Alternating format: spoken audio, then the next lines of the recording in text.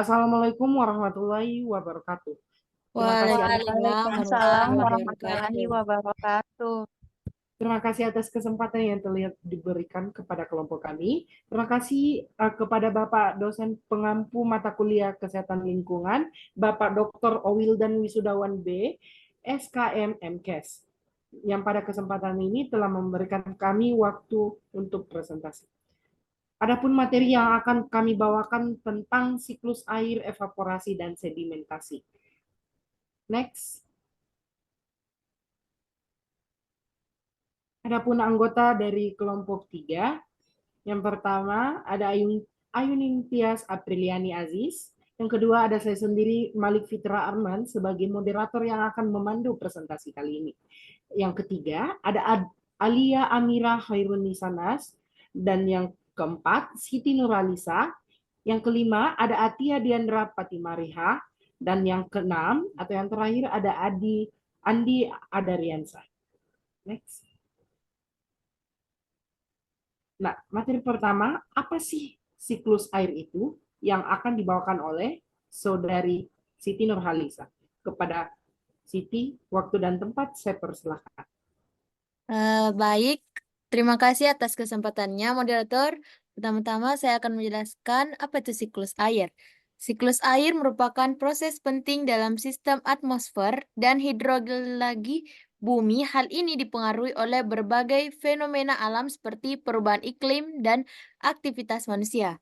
Beberapa tahun terakhir, terjadi peningkatan dalam siklus air.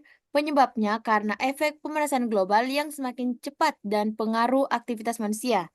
Peningkatan intensitas proses siklus air memberikan tekanan yang semakin besar pada penyimpanan dan aksesibilitas sumber daya air, terutama di wilayah kering dan berpenduduk padat. Akibatnya, kelangkaan air dan polusi telah muncul sebagai isu kritis yang menghambat pembangunan ekonomi dan sosial. Oleh karena itu, dilakukanlah penelitian tentang mekanisme dan pola yang memengaruhi berbagai komponen siklus air untuk mengoptimalkan pemanfaatan sumber daya air, namun ada tantangan penting yang terkait dengan pengukuran proses siklus air. Komponen utama siklus air meliputi presipitasi, limpasan, evapotranspirasi, dan perubahan penyimpanan air terestrial. Curah hujan dan limpasan terutama diamati melalui stasiun meteorologi. Mungkin. Oke, dan hidrologi darat. Telah terjadi peningkatan aksesibilitas terhadap data pengedaran jarak jauh dan analisis ulang yang menawarkan resolusi spesial yang lebih baik dalam beberapa tahun terakhir. Sebagai komponen penting keseimbangan air daratan, AT berfungsi sebagai penghubung penting antara siklus air dan energi pengukuran AT yang tepat sangat penting untuk meningkatkan pemahaman tentang proses hidroklimat dan faktor yang mempengaruhinya, termasuk faktor iklim, karakteristik permukaan tanah, dan aktivitas manusia. Faktor ini saling berhubungan dan menunjukkan variabilitas spesial dan temporal yang signifikan. Oleh karena itu, memperkirakan AT skala besar secara akurat hanya berdasarkan pengukuran berbasis darat masih menghadirkan beberapa tantangan yang ada. Komponen utama siklus air meliputi presipitasi, limpasan, evapotranspirasi, dan perubahan penyimpanan air terestrial. Curah hujan dan limpasan terutama diamati melalui stasiun meteorologi dan hidrologi darat. Telah terjadi peningkatan ekstrim terhadap data pengedaran jarak jauh dan analisis ulang yang menawarkan resolusi spesial yang lebih baik dalam beberapa tahun terakhir. Mungkin sekian dari penjelasan saya, dilanjut oleh teman anggota lain. Saya kembali kepada moderator. Oke, terima kasih atas penyampaian materinya, Saudari Siti Nurhalisa. Selanjutnya ada penyampaian materi lanjutan dari Saudari Ayuning Tias. Kepada Saudari Ayuning Tias, waktu dan tempat saya persilakan. Baik, terima kasih atas kesempatan yang telah diberikan oleh moderator. Saya akan melanjutkan penjelasan mengenai siklus air. Jadi, sebagai komponen penting keseimbangan air daratan, ET berfungsi sebagai penghubung penting antara siklus air dan energi pengukuran ET yang tepat sangat penting untuk meningkatkan pemahaman tentang proses hidroklimat dan mengungkap interaksi rumit dalam sistem bumi. ET dipengaruhi oleh berbagai faktor yang mempengaruhinya, termasuk faktor iklim, karakteristik permukaan tanah, dan aktivitas manusia. Faktor ini saling berhubungan dan menunjukkan variabilitas spasial dan temporal yang signifikan.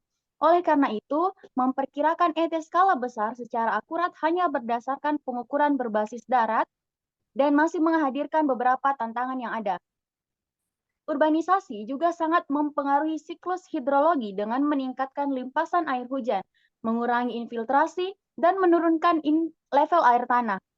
Pembangunan perkotaan seperti bangunan dan jalan menciptakan permukaan tidak tembus air yang mempercepat limpasan dan meningkatkan risiko banjir, terutama dengan curah hujan yang meningkat akibat perubahan iklim. Nah, sistem drainase yang ada sering kewalahan menyebabkan banjir perkotaan dan gangguan ekosistem. Pendekatan tradisional yang mengandalkan infrastruktur besar seperti bendungan kurang efektif dalam menangani masalah air di perkotaan. Fasilitas pengelolaan air hujan yang lebih fleksibel seperti sistem penyimpanan dan infiltrasi dianggap sebagai solusi yang lebih baik. Namun, belum ada pedoman standar untuk desain fasilitas ini, sehingga diperlukan integrasi pengelolaan air hujan sejak tahap awal perencanaan kota. Ada kebutuhan mendesak untuk indikator baru yang mampu mengevaluasi siklus air di perkotaan dan mendorong implementasi strategi pengelolaan air yang berkelanjutan. Next.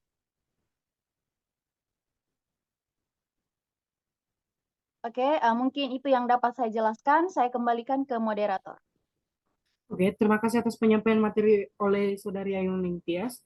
Selanjutnya, proses siklus air terjadi dalam beberapa tahapan. Ada 4 tahapan yang berbeda. Yang pertama ada evaporasi, yang kedua ada kondensasi, yang ketiga ada presipitasi, dan yang keempat ada infiltrasi. Next.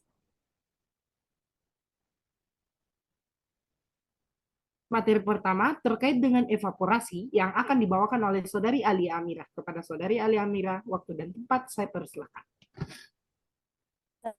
Baik, terima kasih atas kesempatan yang diberikan oleh moderator. Selanjutnya saya akan menjelaskan tentang materi evaporasi. Evaporasi adalah proses penguapan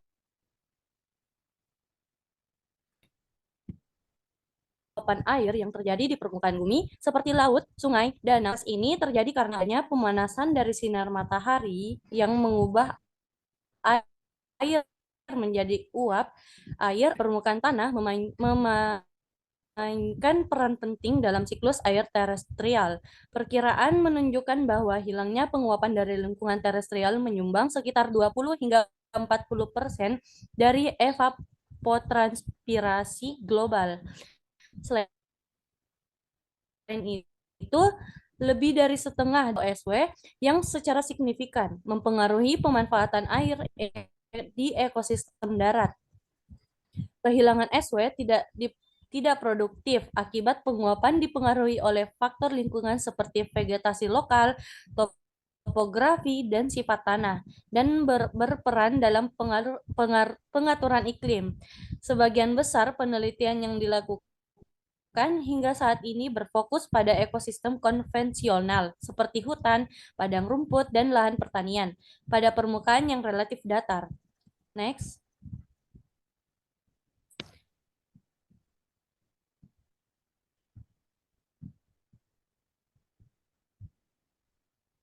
Mungkin itu saja yang akan saya paparkan. Saya kembalikan lagi ke moderator. Oke, terima kasih atas pemaparannya Saudari Alia. Materi selanjutnya, materi lanjutan dari evaporasi tadi, ada yang akan dibawakan oleh Saudara Andi Adariansyah. Kepada Saudara Adi Andariansyah, saya persilakan. Baik, terima kasih atas kesempatan yang telah diberikan. Selanjutnya saya akan melanjutkan materi terkait dengan evaporasi. Akan tetapi, mekanisme penguapan tanah di lingkungan marginal atau ekstrim belum sepenuhnya dipahami, terutama di pegunungan Alpen, tempat tempat penguapan tanah menunjukkan heterogenitas spasial yang kuat. Pengamatan lapangan dan eksperimen simulasi di area tersebut menantang dan tidak pasti karena kendala lingkungan permukaan alpen yang tinggi dan kompleks. Keterbatasan ini menghambat pemahaman yang komprehensif tentang pola penguapan tanah dan dampak potensialnya terhadap ekosistem regional, pertanian, dan pengelolaan air, kondisi iklim, termasuk curah hujan, suhu, kecepatan angin, dan kelembapan relatif dapat mempengaruhi penguapan tanah dengan mengubah pasokan kelembaban dan energi untuk mengubah penguapan tanah. Faktor vegetasi dan sifat tanah mempengaruhi penguapan tanah dengan mengubah proses perpindahan air dan panas. Faktor topografi secara tidak langsung dapat mempengaruhi penguapan tanah dengan mempengaruhi faktor lingkungan seperti iklim dan vegetasi. Mungkin cukup sekian dari saya serahkan ke moderator. Oke, terima kasih atas pemaparan materi dari Saudara Andi Adaryansyah. Materi selanjutnya tentang sedimentasi yang akan dibawakan oleh Saudari Atia Diandra. Kepada Atia, saya persilakan. Baik, terima kasih atas kesempatan yang telah diberikan. Jadi, di sini saya akan menjelaskan mengenai sedimentasi. Nah, sedimentasi itu adalah proses pengendapan material hasil erosi di tempat tertentu. Bahan yang terendap tersebut dapat disebabkan oleh banyak kondisi. Dengan adanya masalah sedimentasi, sistem irigasi dapat dengan mudah terhambat fungsinya secara efisien. Sedimen yang berlebihan dapat menyebabkan malfungsi skema irigasi dengan menyumbat infrastruktur dan menyebabkan pendangkalan dan degradasi dasar kanal. Nah, sedimentasi ini dapat memicu kerusakan pada pertanian irigasi dengan mengurangi kapasitas pembuangan kanal dan meningkatkan biaya operasi dan pemeliharaan. Pengendapan sedimen yang berlebihan ini dapat menyebabkan penurunan debit kanal sebesar 40%. Masalah ini menimbulkan biaya operasional dan pemeliharaan yang tinggi. Studi terkini menggabungkan model sedimen hidrodinamik dengan keluaran model erosi untuk menganalisis masalah sedimentasi. Dengan menggunakan data tentang pembuangan tingkat air, beban sedimen, dan konsentrasi sedimen yang dikumpulkan selama 2 tahun. Saat ini studi telah menyelidiki langkah yang diambil untuk mengurangi sedimentasi dalam skema SSI yang mengalami sedimen aliran sungai dan permukaan tanah dengan menganalisis bagaimana modifikasi desain dan perubahan operasional dapat mengurangi sedimentasi menggunakan HEC-RAS, hidrodinamik, dan model erosi Russell-Empires. Dampak dari 4 skenario ini dapat pada pengendapan sedimen, yaitu melapisi kanal dengan beton, pembangunan cekungan pengendapan baru, menaikkan kemiringan dasar kanal longitudinal, dan membuang sedimen selama musim banjir puncak. Pengurangan sedimen ini merupakan alternatif yang paling menjanjikan untuk mengurangi endapan sedimen di kedua skema, di mana endapan akan berkurang lebih dari 50-80%. Dan kedua adalah melapisi bagian aluvial kanal, terutama di skema yang sedimennya sebagian besar berasal dari sungai. Di sana pengendapan sedimen dapat dikurangi sekitar 28%. Dua pilihan tersebut pun menjanjikan karena biaya yang dikeluarkan itu rendah. Namun, pelapisan kanal ini tidak memiliki pengaruh yang signifikan terhadap pengurangan sedimen untuk skema yang sebagian besar sedimennya berasal dari aliran permukaan. Baik, cukup sekian. Oke, terima kasih pemaparan materi dari Atia. Next. Oke, jadi cukup sekian dari presentasi kelompok kami. Kurang lebihnya mohon dimaafkan Bapak. Wassalamualaikum warahmatullahi wabarakatuh. Waalaikumsalam warahmatullahi Wassalamualaikum wabarakatuh. warahmatullahi wabarakatuh. Salam. BTW to